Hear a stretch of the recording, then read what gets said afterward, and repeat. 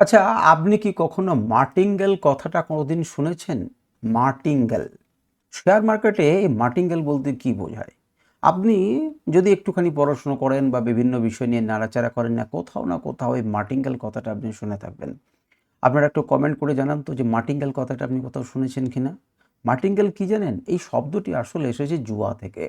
দেখুন, অনেকেই শেয়ার মার্কেটকে জুয়া মনে করেন। তো সেখানে কিছু পার্থক্য থাকে। আমি অন্য কোনো দিন সেই পার্থক্য আপনাদেরকে বোঝাবো। কিন্তু জুয়া থেকে এই শব্দটা আনা হয়েছে মার্টিঙ্গেল কথাটা। সেখানে কি হয়? না, একজন ট্রেডার এটাকে ব্যবহার করেন।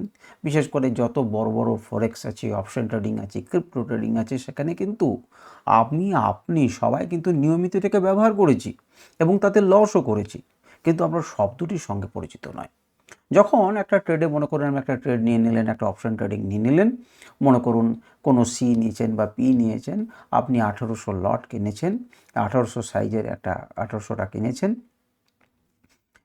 এবং আপনি মনে করুন 100 টাকায় কিনেছেন। আপনি দেখলেন হঠাৎ করে জিনিসটা কমতে 80 টাকায় নিয়েছে। তখন আপনার মনে হবে যে এবার কিন্তু ব্যাক করবে। আপনি 80 টাকাতে কিছু কিনে নিয়ে অ্যাভারেজ করে নিই, আর 1800 একটা ফুল লট নিয়ে নিই।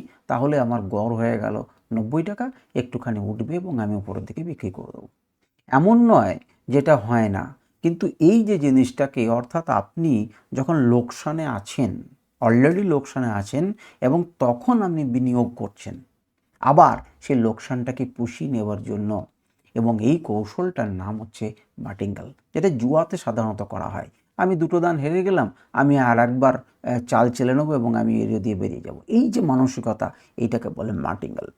তো এই জিনিসটা করা কিন্তু অত্যন্ত ঝুঁকিপূর্ণ এবং এটি সাধারণত আপনাকে আরও বড় লোকসানের দিকে ঠেলে দেয়। বড় লোকেরা কি করে? বড় লোকেরা মানে পয়সাওয়ালা দিকে বলছি না। বড় যারা ট্রেডার তারা কি করেন? না, তারা পিরামিডিক ওপরের দিকে যত উপরে যাবে তত অ্যাভারেজ করে। আর আমরা সাধারণরা নিচের দিকে এলে পরে আমরা অ্যাভারেজ করি। এই যে নিচের দিকে এসে লোকসানটাকে পুষিয়ে নেওয়ার একটা প্রবণতা বা একটা ইচ্ছা, এই জিনিসটার নামই কিন্তু মার্টিঙ্গেল। আজ থেকে প্রতিজ্ঞা করুন যে এই জিনিসটা করবেন না, তার পরিবর্তে শেখার চেষ্টা করবেন এবং বোঝার চেষ্টা করবেন।